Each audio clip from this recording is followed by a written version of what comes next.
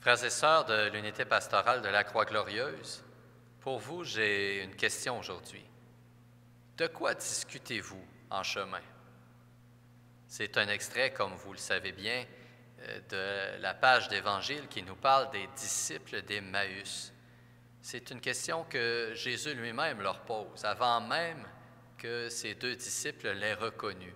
De quoi discutez-vous en chemin? Jésus s'intéresse à ce que nous vivons. Les disciples eux-mêmes discutent de choses difficiles. Ils sont attristés par le départ du Maître. Ils sont déçus par le départ du Maître en qui ils avaient mis toutes leurs espérances. Sans doute que ces espérances étaient teintées un peu de politique, de délivrance matérielle qu'ils espéraient pour leur peuple. Ils voulaient un départ nouveau pour leur société. Et ils échappaient l'essentiel. Ils ne se rendaient pas compte que leurs attentes fondamentales étaient ailleurs. Ils avaient soif de vie en abondance.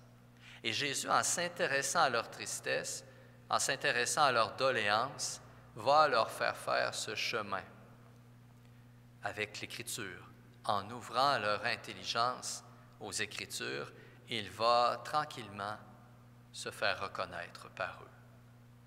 Et ils vont comprendre que finalement leur déception était très loin d'être fondée.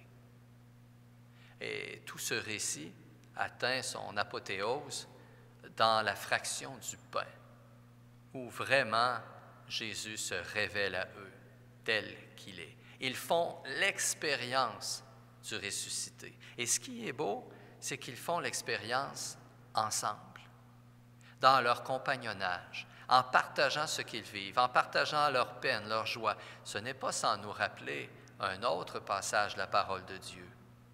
Pleurez avec ceux qui pleurent, réjouissez-vous avec ceux qui se réjouissent. Jésus approche la tristesse que se partageaient les disciples pour les conduire vers un chemin de joie. Et de fait, les disciples vont changer de chemin. Ils ne se rendront finalement pas à Emmaüs. Ils vont plutôt retourner vers leurs frères, vers leurs sœurs pour leur partager leur joie. Je reviens à la question que je vous posais. De quoi discutiez-vous en chemin? Par la technologie, j'ai l'occasion de vous rejoindre là où vous êtes, un peu comme Jésus autrefois. Je ne marche pas physiquement avec vous, mais je vous rejoins. Et je me demande bien de quoi vous êtes préoccupés en ces jours-ci. J'ai un peu la réponse, parce que moi aussi, je porte toutes sortes de préoccupations. Je me demande comment et quand notre société va reprendre ses habitudes.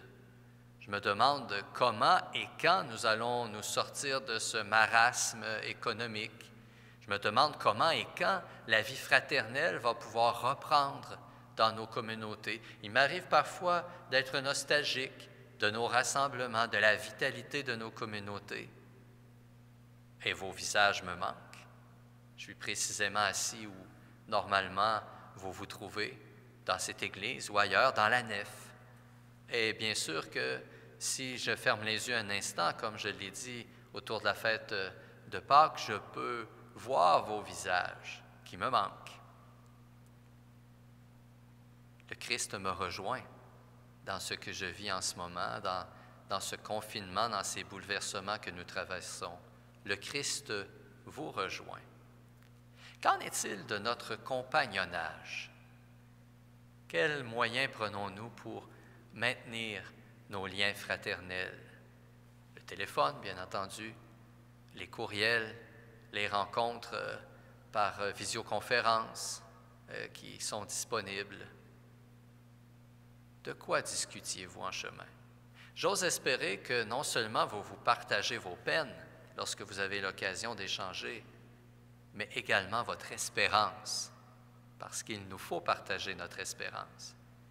Frères et sœurs, l'équipe pastorale met à votre disposition différents moyens, et je vous invite à les rendre accessibles à d'autres. Cette capsule, par exemple, que vous êtes en train de visionner, vous pourriez très bien la partager. C'est une façon d'aller en mission, de partager notre foi, notre espérance. Jean-François donne aussi des enseignements fréquemment, le Père Francis. Ce sont des outils que vous pouvez utiliser vous aussi en les partageant pour mettre les autres en contact avec l'espérance, la foi qui sont les vôtres. Parlant de ces activités dont vous pourrez parler en chemin avec ceux que vous croiserez, soit physiquement, soit virtuellement, eh bien, nous maintenons notre bonne habitude qui est quand même assez récente de prier ensemble les vêpres du dimanche. Pour une deuxième fois, c'est une habitude récente, nous allons célébrer les vêpres à 17h dimanche soir. Vous y êtes invités, vous êtes conviés sur Facebook. Et bien sûr, nous maintenons aussi une habitude qui est un peu plus longue, celle-là, de l'adoration interactive du mardi. Je vous invite à faire parvenir, comme vous le faites si bien, vos intentions de prière. Nous pourrons les présenter devant le Saint-Sacrement.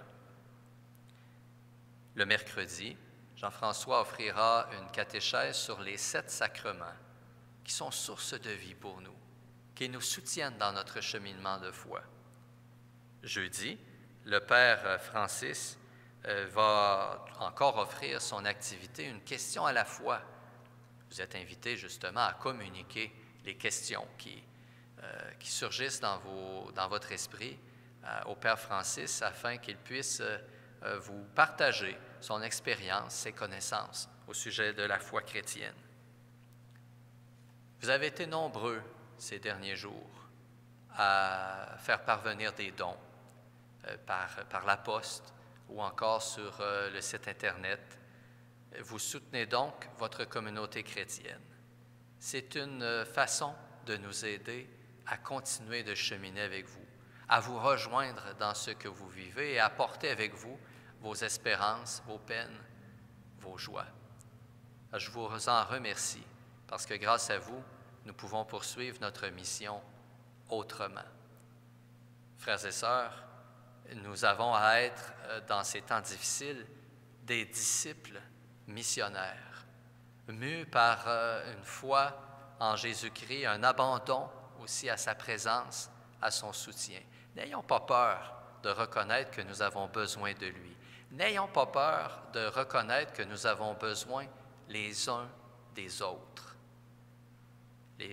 Nos frères, nos sœurs nous manquent, les membres de nos familles nous manquent. Que ce manque-là ne soit pas stérile, mais qu'il se transforme en désir profond de communion, de fraternité. Je demande donc au Seigneur de vous bénir, de vous garder dans sa paix, de vous communiquer la force que seule sa présence de ressuscité peut communiquer. Qu'il fasse descendre sur vous, sur vos familles, sa bénédiction, lui qui est Père, Fils et Saint-Esprit. Amen. Demeurons dans la paix du Christ, demeurons unis dans la prière et dans la mission.